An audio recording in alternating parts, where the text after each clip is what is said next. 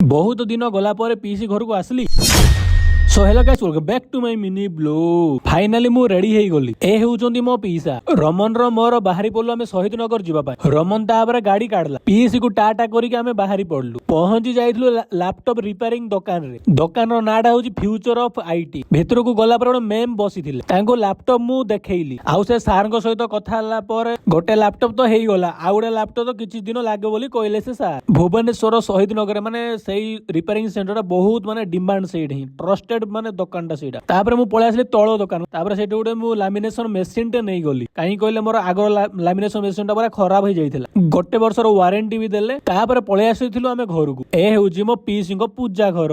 तापर गोलो आमे भाउजन को घर को। एक्चुअली मु मो पुतुरा आ झियारी को देखिया पई आसिथिली। छुआ मानन सहित खेलिया पई तो बहुत मजा लागुची। भाउजन को भाई एथिरे जॉब करूचंती तांके भी मो वीडियो सब देखुचंती बोली कहले। तापर भाई हमको छाड़ा पई तळु को आसले। वर्षार चश्मा टे खराब हइला जे दुकान रे देखैलु। दुकान ना हूँ सिद्धार्थ ऑप्टिकल टिके किसी खराब होइला जे पैसा भी तो नेलेनी। एमिति हृदयवान मनुष्य तो माने बहुत कम मिले दुनिया रे। तापर मो सांग गोटे आसला गाँ को ता सहित मु पळे आसली। देखा पुणी एक न्यू मिनी ब्लॉग रे।